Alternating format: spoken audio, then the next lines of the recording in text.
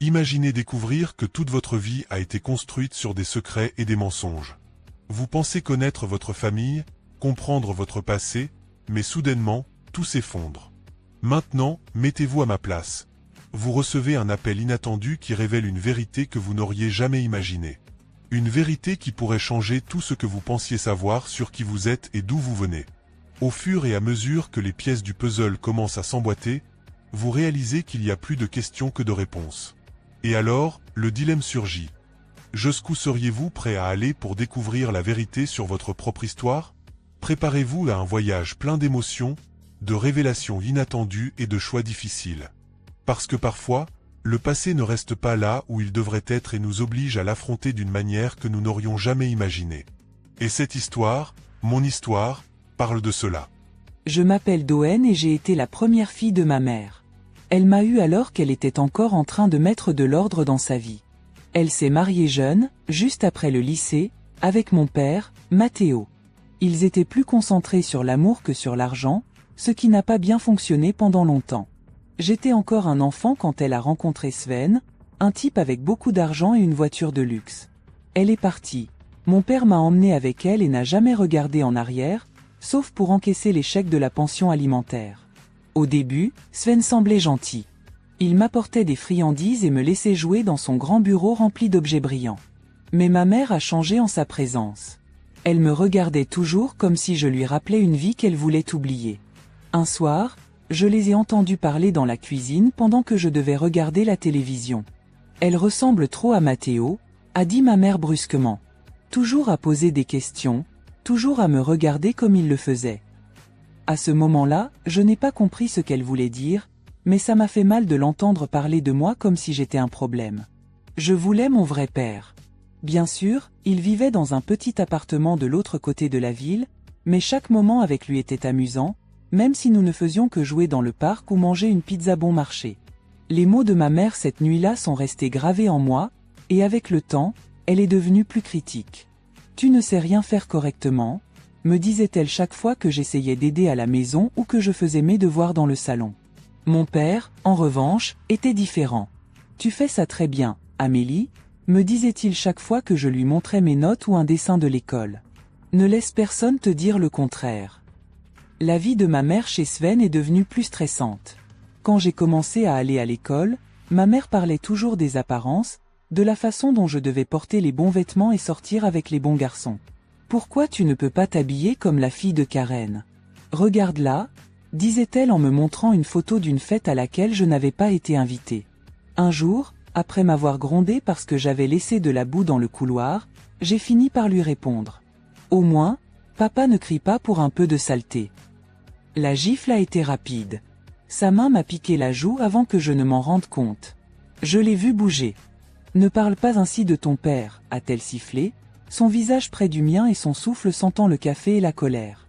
Mes yeux se sont remplis de larmes, mais je les ai retenus comme papa m'avait appris. Ce soir-là, allongé dans mon lit, je me suis promis de ne pas la laisser me voir pleurer.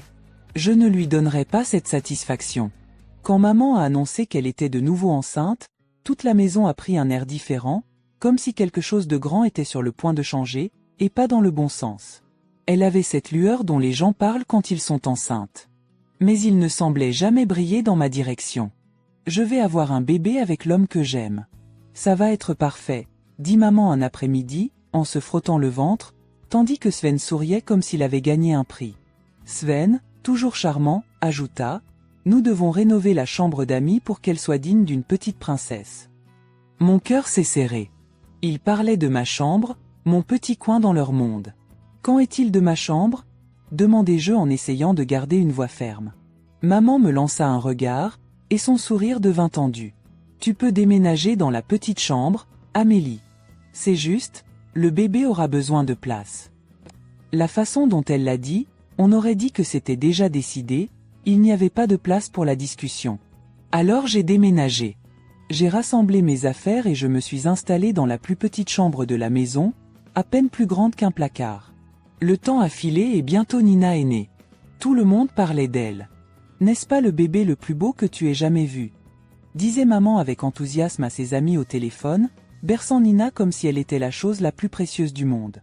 Oui, Elle est adorable, murmurai-je, essayant de participer à la conversation. Belle était un euphémisme. Nina était adorable, et je n'ai pas pu m'empêcher de l'aimer dès le moment où je l'ai vue. Je voulais être une bonne grande sœur, participer et aider. Un après-midi, j'ai essayé de me faufiler dans la chambre de Nina pendant que maman était occupée dans la cuisine. J'entrai sur la pointe des pieds, regardant par-dessus le berceau ma petite sœur qui gazouillait joyeusement. « Bonjour, Nina », chuchotai-je, lui tendant un doigt pour qu'elle l'attrape. Mais maman a dû m'entendre parce que, soudain, elle était à la porte avec une voix aussi tranchante qu'un couteau. « Que fais-tu, Amélie ? Je t'ai dit de demander avant d'entrer dans sa chambre. »« Je voulais juste la voir, » protestai-je, sentant les larmes familières me piquer les yeux. Je voulais aider. Mais papa était différent. Pendant l'un des week-ends que j'ai passé avec lui, il s'est ouvert pendant que nous mangions de la pizza dans notre endroit préféré. Maman est toujours nerveuse quand je suis près de Nina. C'est comme si elle pensait que j'allais la casser ou quelque chose comme ça, lui dis-je. Papa est resté pensif avant de répondre. Tu sais, Amélie, certaines personnes ont du mal à partager l'amour.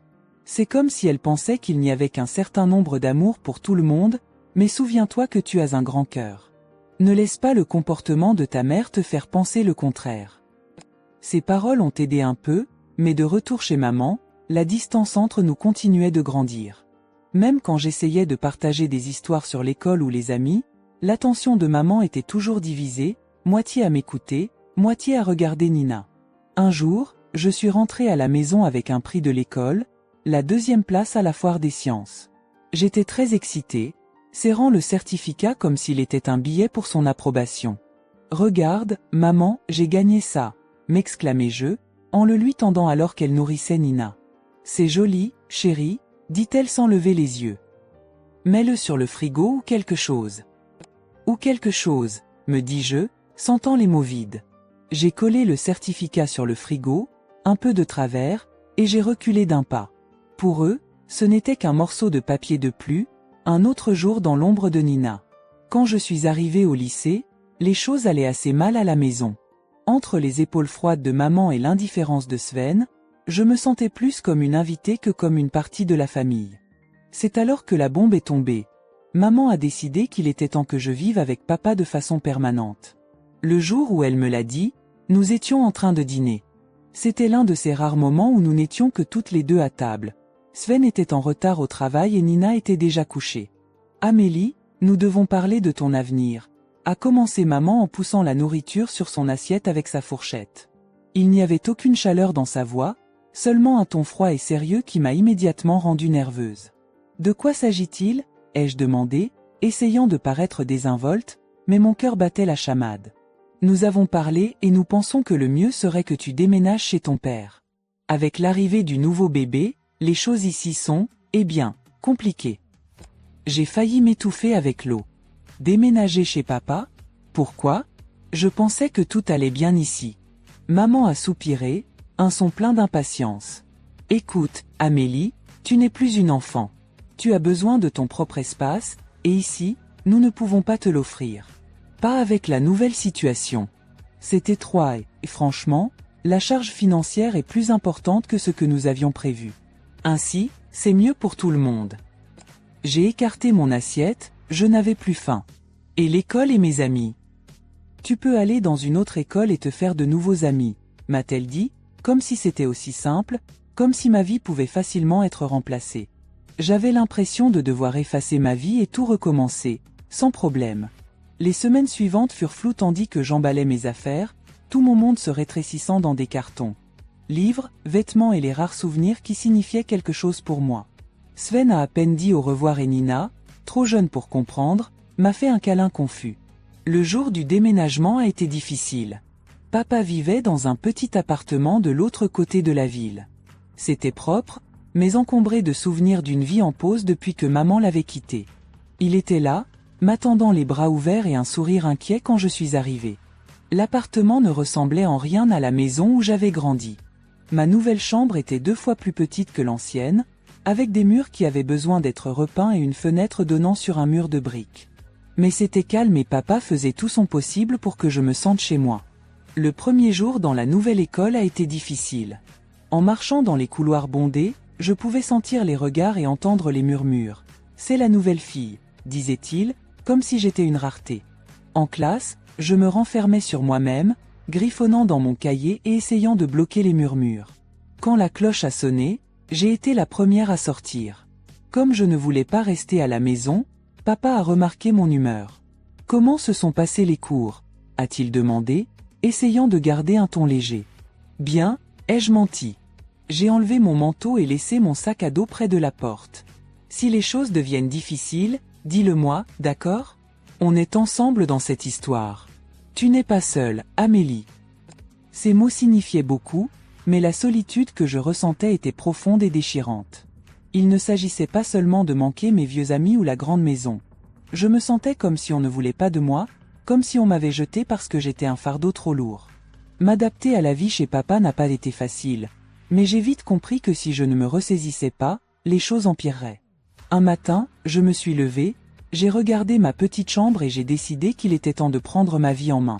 Personne ne le fera à ma place. J'ai murmuré, ai-je dit immédiatement.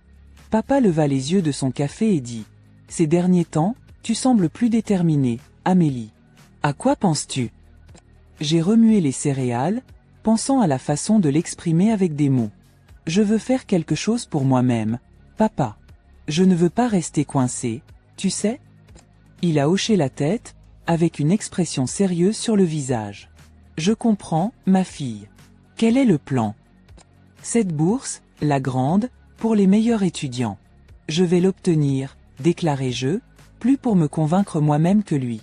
Le sourire de papa était tout le soutien dont j'avais besoin. J'avais besoin de cette bourse, et si quelqu'un pouvait l'obtenir, c'était moi.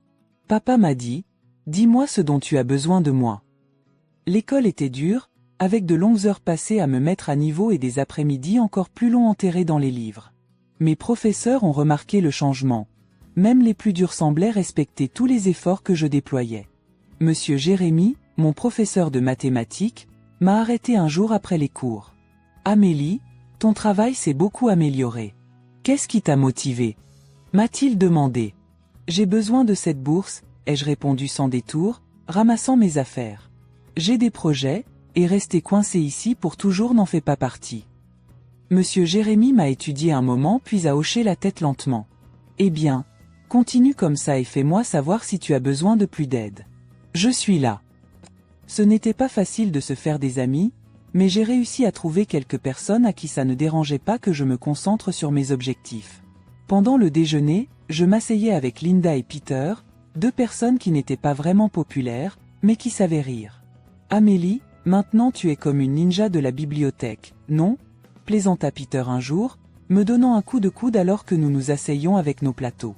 J'ai esquissé un sourire. « Oui, je dois être discrète si je veux les meilleures places pour étudier, » ajouta Linda d'une voix douce mais sincère. « Ce que tu fais est bien, Amélie.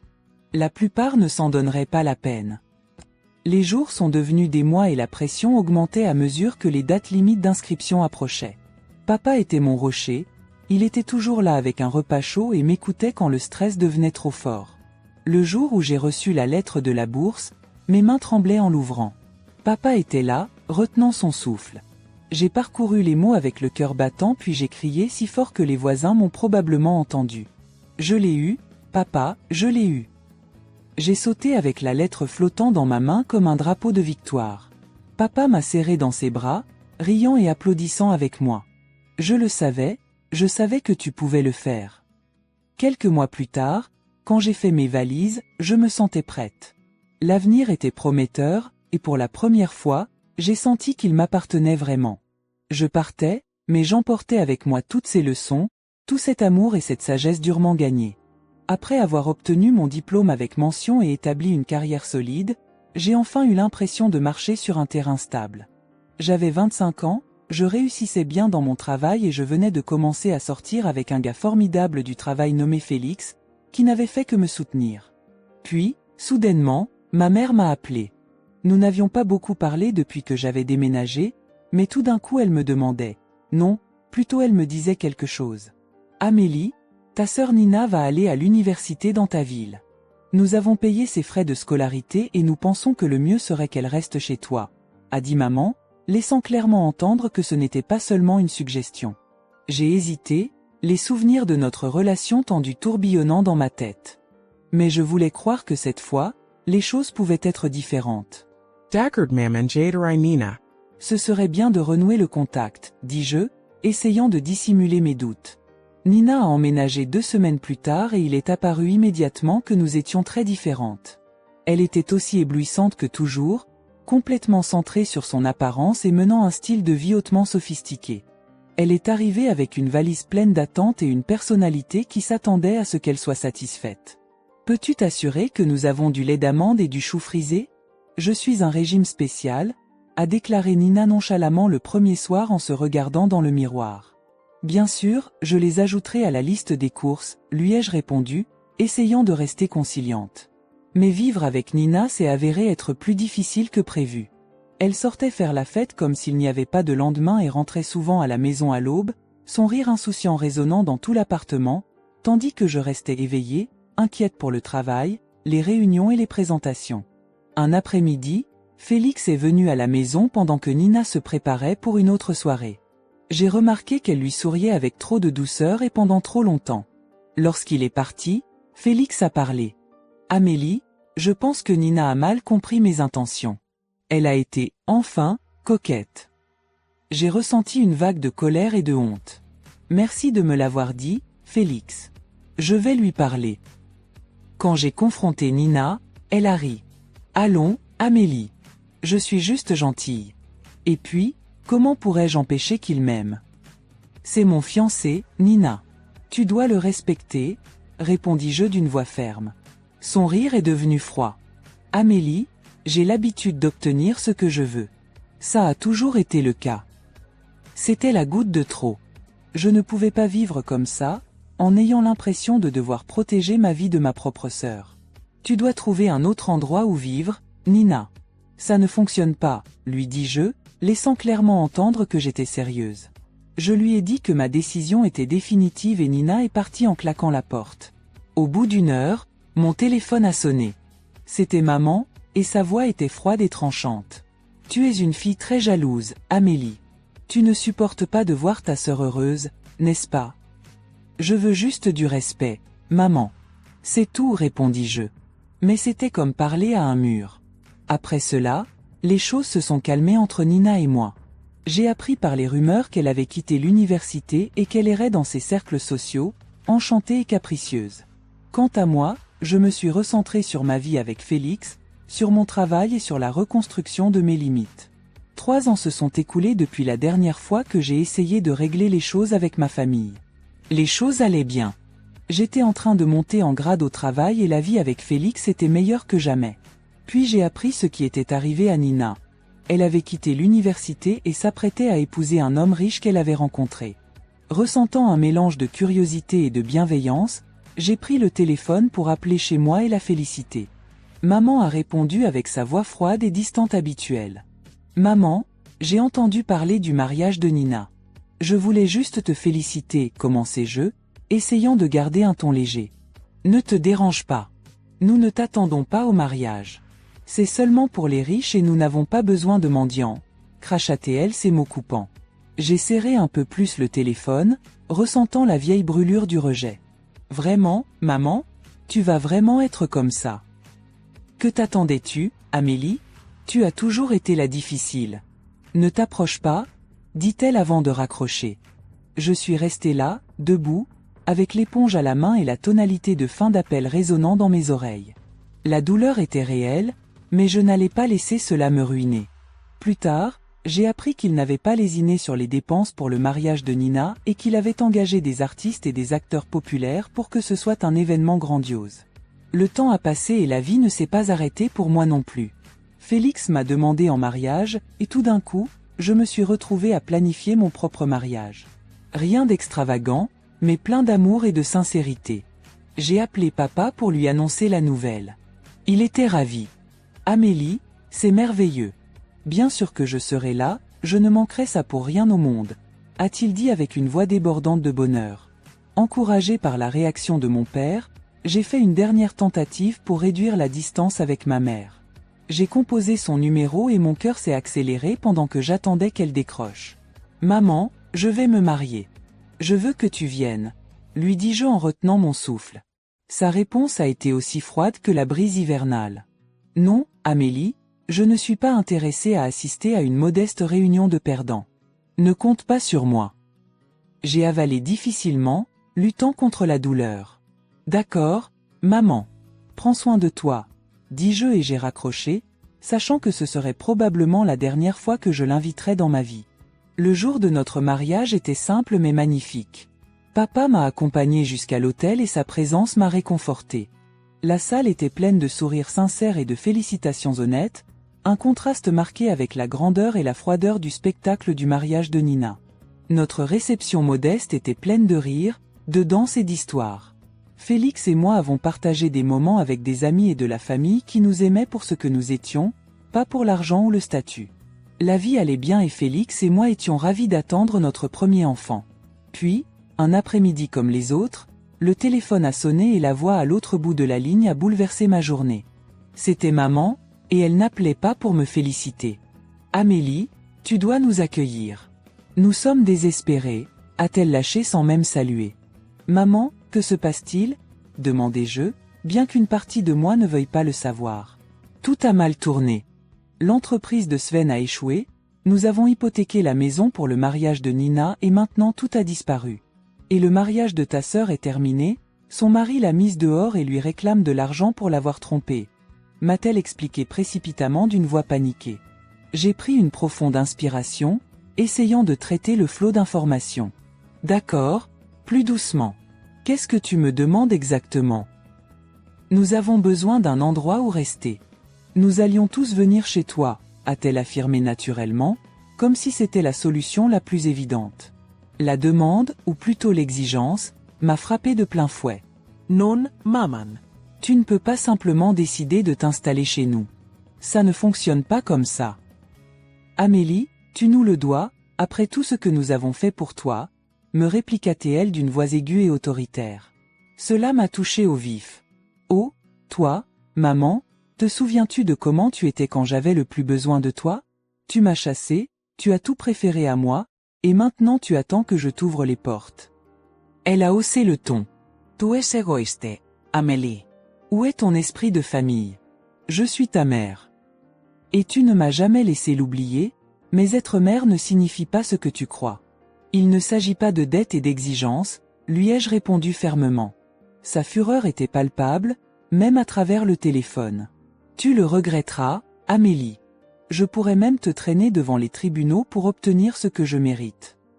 Je n'ai pas pu m'empêcher de rire, mais c'était plus par incrédulité que par autre chose. Basigriega, esaye, maman. Rappelle-toi que papa était mon tuteur quand tu m'as chassé. Qu'est-ce que tu vas prétendre ? Que ta fille ne te laissait pas vivre dès l'après que tu l'aies mise dehors. Il y a eu une pause, et j'ai presque pu l'entendre réfléchir. Ce n'est pas fini, Amélie, a-t-elle finalement sifflé avant de raccrocher. La vie après le dernier appel avec maman ressemblait à un nouveau départ, un véritable nouveau départ. Félix et moi étions occupés à préparer la chambre du bébé, à choisir des couleurs de peinture, à monter le berceau et à gérer les hauts et les bas habituels de la grossesse. C'était un vendredi matin tôt et je pliais les vêtements de bébé que nous venions d'acheter, les rangeant soigneusement dans la nouvelle commode. Félix était en train de percer quelque chose dans un coin, le tournevis électrique bourdonnant. Il s'est arrêté, s'est essuyé le front et m'a regardé avec un sourire. « Comment ça va par là, Amélie ? Tu as besoin d'aide ? » « Ça va, merci. Je pense juste à tout, tu sais ? Vraiment, répondis-je, en passant ma main sur un petit body doux. Oui, nous allons devenir parents, Amélie, dit-il avec une voix pleine d'émerveillement et un peu d'excitation nerveuse. À ce moment-là, on a frappé à la porte. J'étais surprise. Qui pouvait être là un vendredi si tôt ? Félix est allé répondre pendant que je continuais à organiser. J'ai entendu des voix et puis il a crié. « Amélie, c'est pour toi. » En entrant dans le salon, j'ai été surprise de voir mon père debout avec un grand sourire sur le visage et un ours en peluche dans la main. « Surprise !» s'est exclamé papa. « Que fais-tu ici ?» Je n'ai pas pu cacher ma joie et j'ai couru lui donner un gros câlin. Je voulais venir voir comment allait ma fille préférée, et j'ai apporté quelque chose pour mon futur petit enfant. Il m'a tendu l'ours en peluche, qui était doux et câlin. Merci, papa. Ça signifie beaucoup pour moi que tu sois ici, dis-je, un peu ému. Nous nous sommes assis et papa a regardé les meubles à moitié montés et les piles de livres pour bébé. Il semble que vous soyez presque prêt pour le petit. Nous essayons, mais nous sommes excités, lui dis-je, puis je fis une pause, me mordillant la lèvre. Papa, j'ai reparlé à maman. Ça ne s'est pas bien passé. L'expression de papa est devenue sérieuse. Elle me l'a dit. Ta mère n'était pas très contente, n'est-ce pas? Non, ça ne lui a pas plu. Mais, papa, je suis resté ferme. Je devais le faire pour moi, pour Félix et pour le bébé. Nous avons besoin de paix ici, dis-je fermement. Nous avons passé la journée à partager des anecdotes, avec papa nous donnant quelques conseils parentaux non sollicités mais amusants, et simplement à profiter d'être ensemble. C'était une bonne journée, une de ces journées dont on se souvient avec tendresse. Quand le soleil s'est couché et a peint le ciel en orange et rose, papa, Félix et moi étions assis sur le porche, avec une douce brise qui agitait les feuilles. Félix m'a prise dans ses bras et je me suis appuyée contre lui. Malgré tout ce qui s'est passé avec maman et tout le drame, je me sens chanceuse que nous nous soyons retrouvés et que nous soyons sur le point de commencer cette incroyable nouvelle étape. J'ai le sentiment que ça va être génial, dis-je en regardant la lumière déclinante. Félix m'a embrassé sur la tête. Ça le sera. Nous y arriverons, Amélie. Quand la nuit est tombée et que papa a dit au revoir, j'ai ressenti une profonde satisfaction et une préparation pour ce qui allait venir. Les difficultés avec ma mère et l'incertitude des nouveaux départs avaient été dures, mais elles m'avaient conduite à ce moment, entourée d'amour et de soutien. Alors que je me détendais sur le porche, avec Félix à mes côtés et la douce brise caressant mon visage, je ressentais une sérénité que je n'avais pas éprouvée depuis des années. C'était comme si le poids de mon passé avait enfin commencé à s'estomper, remplacé par l'anticipation de l'avenir. Pourtant, je savais que les fantômes du passé ne disparaissent pas si facilement. Néanmoins, je me suis promis de profiter de ce moment, entouré d'amour et avec l'excitation de l'arrivée de notre premier enfant. À mesure que le temps passait, la vie s'est concentrée sur la préparation de notre maison pour le bébé. Félix et moi passions nos après-midi à choisir des jouets et à peindre la chambre avec des couleurs douces et accueillantes. Le bonheur était palpable, bien qu'une inquiétude persistante demeure dans mon esprit, un rappel constant de la dernière conversation avec ma mère. Un jour, alors que nous étions dans un magasin de meubles à la recherche d'une chaise berçante pour la chambre du bébé, Félix prit ma main et me regarda dans les yeux. « Amélie, dit-il doucement, je sais que tu es préoccupée par ce qui s'est passé avec ta mère. As-tu pensé à lui parler de nouveau ?» Je soupirai, regardant un point fixe sur le sol. « J'y pense, Félix. » Mais je ne sais pas si je suis prête à la confronter à nouveau. Je finis toujours par être blessée. Félix serra ma main fermement. Je sais. Mais je sais aussi que tu es forte. Et si tu sens que c'est la bonne chose à faire, je suis là pour te soutenir. J'acquiesçai lentement, considérant ces mots. Il y avait quelque chose en moi qui voulait arranger les choses, trouver un moyen de fermer ce chapitre de ma vie. Peut-être, pensais-je, que je pourrais essayer une dernière conversation. Le lendemain, pendant que Félix était au travail, j'ai décidé de l'appeler. Mon cœur battait rapidement alors que je composais son numéro. Elle a répondu après quelques tonalités, sa voix semblait fatiguée et un peu brisée. « Amélie ?» répondit-elle. « Maman, commençai-je, ma voix plus ferme que je ne l'aurais imaginé. Je veux juste parler. Je ne veux pas me disputer. Je sais que nous avons eu beaucoup de désaccords, mais je suis sur le point de devenir mère et j'aimerais que mon enfant connaisse sa grand-mère. » Il y eut un long silence de l'autre côté de la ligne. Finalement, elle parla, mais sa voix n'avait pas la dureté habituelle. « Amélie, il y a beaucoup de choses que tu ne comprends pas. Des choses que je ne t'ai jamais racontées. » Je restai silencieuse, attendant qu'elle continue. Jamais auparavant elle n'avait montré d'intérêt à partager quoi que ce soit au-delà de la façade qu'elle avait toujours maintenue. « Ton père et moi, notre mariage n'a jamais été ce qu'il semblait être. Il était différent de ce que tu imagines, » dit-elle avec un soupir, comme si elle révélait un secret bien gardé. Quand nous nous sommes mariés, tout semblait parfait, mais peu à peu, il a changé. Il est devenu distant, comme si son amour pour moi avait disparu. Je ne savais pas quoi dire. Mes souvenirs de mon père avaient toujours été chaleureux et affectueux, totalement opposés à ce qu'elle décrivait. « Pourquoi ne m'as-tu jamais dit cela avant ?» demandai-je doucement. « Parce que je ne voulais pas que tu le détestes, avoua-t-elle. Je sais que tu l'aimais beaucoup, et je ne voulais pas gâcher ses souvenirs pour toi. Mais j'avais besoin que tu saches que quand je l'ai quitté, je l'ai fait pour moi-même. J'avais besoin de trouver mon propre bonheur. » C'était une révélation que je n'avais jamais imaginé entendre. Y avait-il d'autres choses que je ne savais pas sur ma propre famille? Et puis, comme si un voile avait été levé, j'ai réalisé quelque chose qui était resté caché à la vue de tous. « Maman, dis-je avec prudence, y a-t-il autre chose que tu ne m'as pas dit ?» Elle hésita avant de répondre. « Amélie, ton père, avant que tu ne naisses, il avait une autre famille. » Mes pensées s'arrêtèrent net. « Quoi? Une autre famille? Comment est-il possible que je n'ai jamais su cela? » « Il ne voulait pas que tu le saches, répondit-elle, sa voix plus calme maintenant. Il pensait que te protéger de son passé était la meilleure chose à faire. Mais cette famille, ils ne se sont pas séparés en bons termes. Il y avait beaucoup de problèmes. Et moi, je l'ai su après notre mariage. Je voulais te tenir à l'écart de tout cela. » Soudainement, tout commença à faire sens. Le comportement réservé de ma mère, son anxiété constante et son insistance à me protéger. Mais il restait encore beaucoup de choses que je ne comprenais pas. Pourquoi ne m'as-tu jamais rien dit à ce sujet? Pourquoi as-tu toujours été si dur avec moi?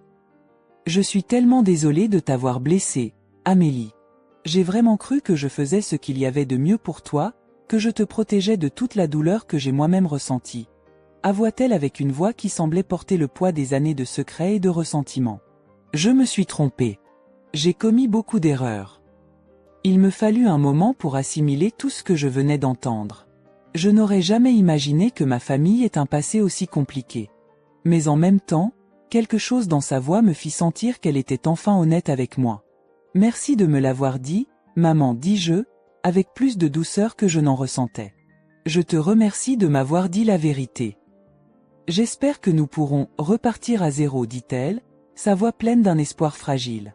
J'aimerais faire partie de la vie de ton enfant, si tu me le permets. » Je soupirai, ressentant un mélange d'émotions. « Maman, je veux que mon enfant connaisse sa grand-mère, mais j'ai aussi besoin de temps pour digérer tout cela. Ce ne sera pas facile, mais nous pouvons essayer. » Après avoir raccroché, je restai assise en silence, essayant de comprendre tout ce que j'avais appris. Le passé avait toujours été présent, comme une ombre qu'on ne pouvait ignorer. Mais maintenant, avec ces nouvelles découvertes, il ressemblait davantage à un puzzle qui commençait à se mettre en place. Ce soir-là, j'ai tout raconté à Félix. Il m'a écouté patiemment, sans m'interrompre, alors que je détaillais chaque partie de la conversation avec ma mère. « C'est beaucoup à assimiler, admit quand j'eus terminé. Mais je suis fier de toi pour avoir ouvert cette porte. Parfois, guérir signifie affronter des choses que nous préférerions ignorer. » J'acquiesçai, sachant qu'il avait raison. Peut-être que c'était l'occasion de guérir de vieilles blessures et de reconstruire des ponts qui avaient été brûlés depuis longtemps. Les jours passèrent et petit à petit, je commençai à envoyer des messages à ma mère, de petits pas pour garder le contact. Félix et moi continuions à tout préparer pour l'arrivée du bébé, et la vie semblait retrouver un nouvel équilibre. Pourtant, je ne pouvais m'empêcher de penser à ce que ma mère avait dit sur l'autre famille de mon père. Qui était-il? Était-il encore quelque part? Un après-midi, j'ai décidé d'enquêter davantage. J'ai commencé à chercher dans les anciens albums photos de mon père, espérant trouver un indice. Après des heures de recherche, j'ai trouvé une photo que je ne me souvenais pas avoir vue auparavant. Mon père avec une femme et 2 jeunes enfants. Tous souriaient, et mon père avait l'air aussi heureux que jamais. J'ai décidé de montrer la photo à ma mère lors de notre prochain appel. « Maman, dis-je, j'ai trouvé une photo de papa avec une femme et 2 enfants. Est-ce qu'ils sont ?» Il y eut un silence avant qu'elle ne réponde. « Oui, ce sont eux. C'est sa famille précédente. Les enfants sont tes demi-frères. » Demi-frères. L'idée me frappa comme un éclair. J'avais des frères que je n'avais jamais connus, des personnes qui partageaient mon sang et dont je ne savais absolument rien. « Pourquoi ne m'as-tu jamais dit que j'avais des frères ?» demandai-je, essayant de rester calme. « Parce que je ne voulais pas que cela t'affecte, que tu te sentes moins aimée ou moins importante pour lui, répondit-elle. Il a toujours voulu te protéger, mais il essayait aussi de protéger son propre passé. Je ressentis un mélange d'émotions, confusion, curiosité, et une sorte de douleur sourde. Je veux les rencontrer, dis-je finalement. Je veux savoir qui ils sont. Je ne sais pas si c'est une bonne idée, Amélie. Nous ne savons pas comment ils réagiront, avertit ma mère. Je sais, répondis-je avec fermeté, mais je pense que j'ai le droit d'en savoir plus sur ma famille. Ma mère acquiesça lentement de l'autre côté du téléphone. Je comprends, Amalie. Je veux juste que tu sois prudente. Nous ne savons pas comment ils pourraient réagir. Beaucoup d'années ont passé, et les gens changent. Je sais, maman. Mais je pense que c'est un risque que je suis prête à prendre.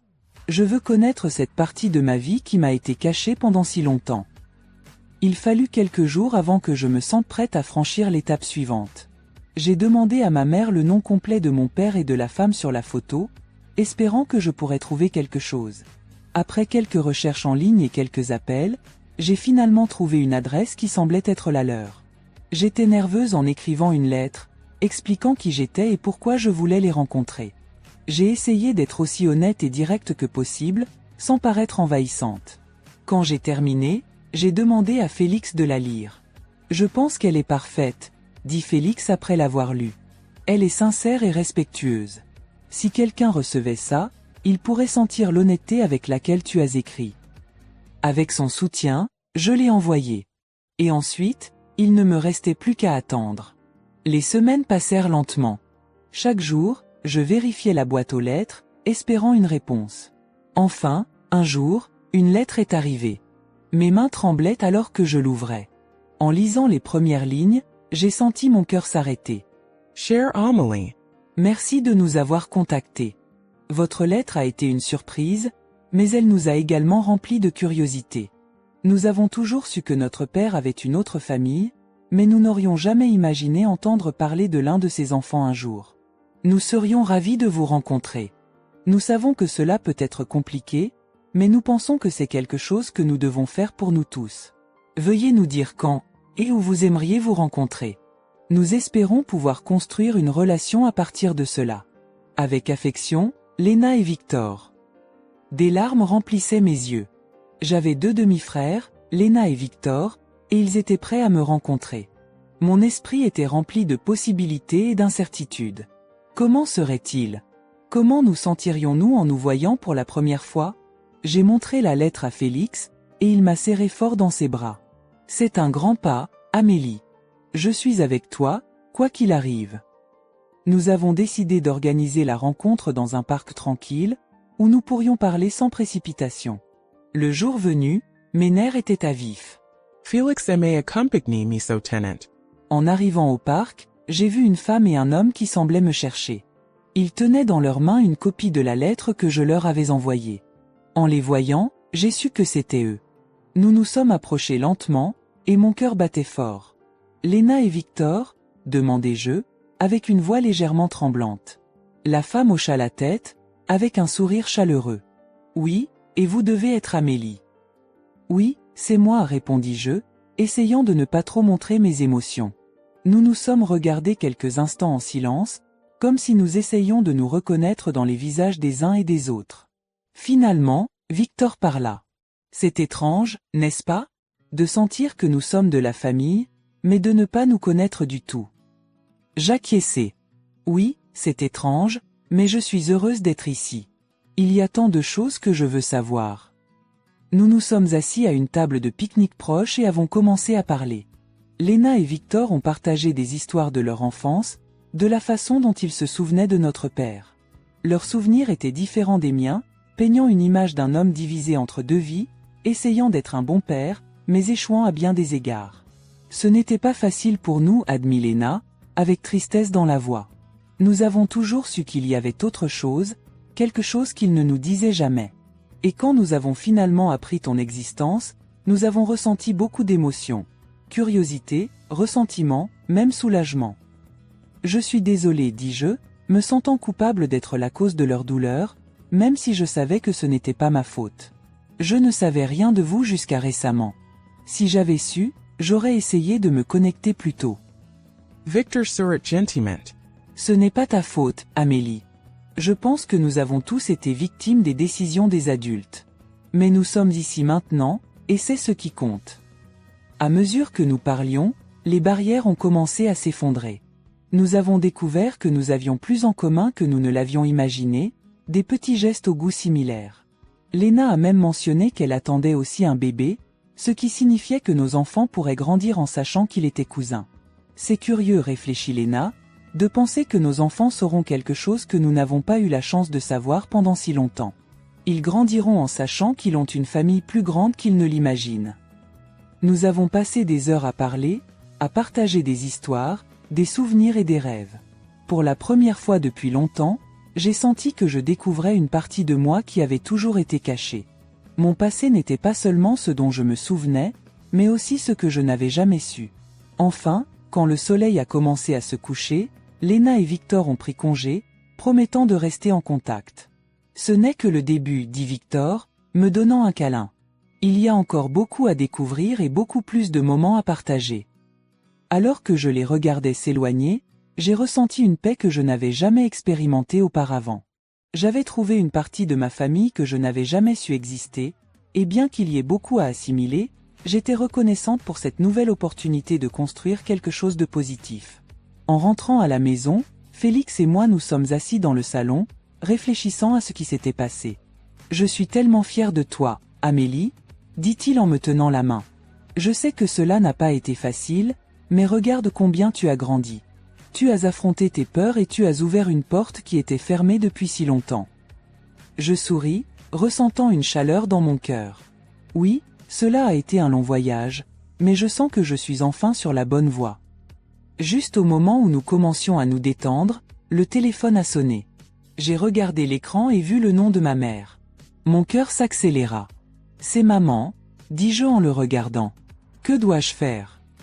« Réponds-lui, suggéra Félix. « Quoi qu'il arrive, tu peux le gérer. » Je pris une profonde inspiration avant de répondre. « Salut, maman. » Amélie, sa voix semblait anxieuse. « J'ai entendu dire que tu as rencontré Léna et Victor. » « Oui, je les ai rencontrés, répondis-je, essayant de rester calme.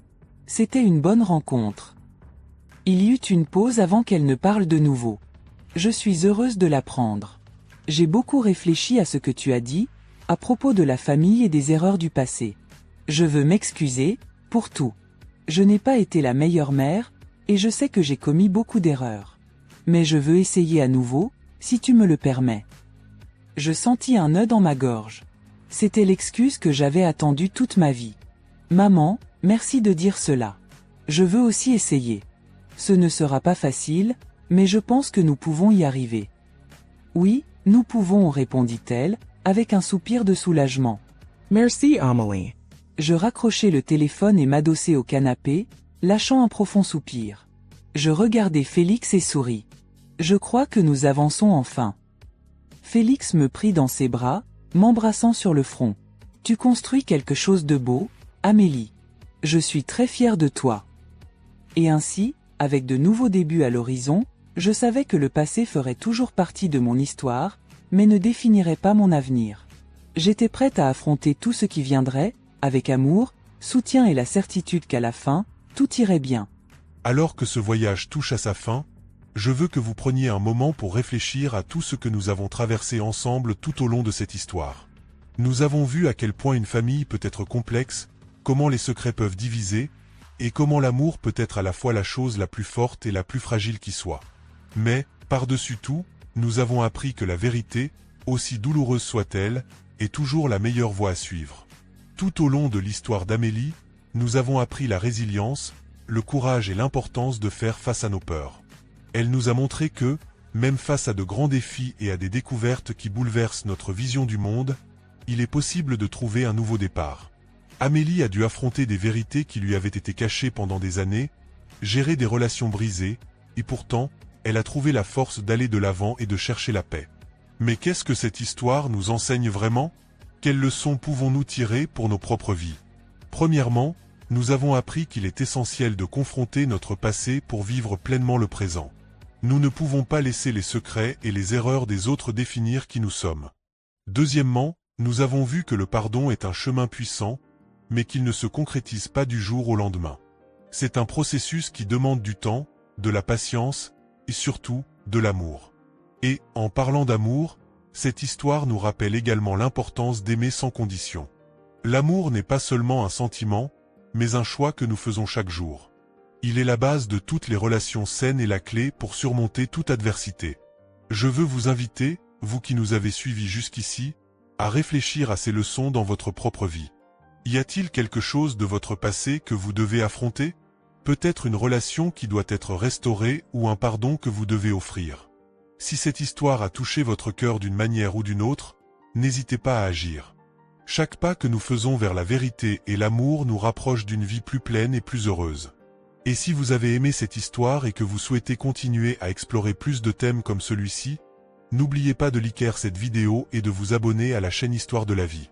Ici, nous cherchons toujours à apporter des histoires vraies, émouvantes et qui nous font réfléchir aux complexités de la vie et du cœur humain. Laissez un commentaire ci-dessous en nous disant ce que vous avez le plus aimé ou appris avec cette histoire. Votre avis est très important pour nous et nous adorons entendre vos réflexions. De plus, n'oubliez pas de partager cette vidéo avec vos amis et votre famille qui pourraient également bénéficier de ces messages. Ensemble, nous pouvons créer une communauté de soutien, d'apprentissage et bien sûr, de nombreuses histoires inspirantes. Maintenant, j'aimerais partager quelque chose de très spécial avec vous. Peut-être avez-vous déjà entendu parler du verset Jean 3h16 qui nous dit « Car Dieu a tant aimé le monde qu'il a donné son Fils unique, afin que quiconque croit en lui ne périsse pas, mais ait la vie éternelle. » Ce verset est l'un des plus connus de la Bible, et pour une bonne raison. Il nous révèle l'immense amour de Dieu pour chacun de nous. Un amour si profond et vaste qu'il était prêt à sacrifier son propre Fils pour que nous puissions avoir la vie éternelle. Réfléchissez un instant. Dieu nous aime tellement qu'il a donné ce qu'il avait de plus précieux pour que nous puissions être sauvés. Ce type d'amour pur et inconditionnel ne se trouve pas facilement.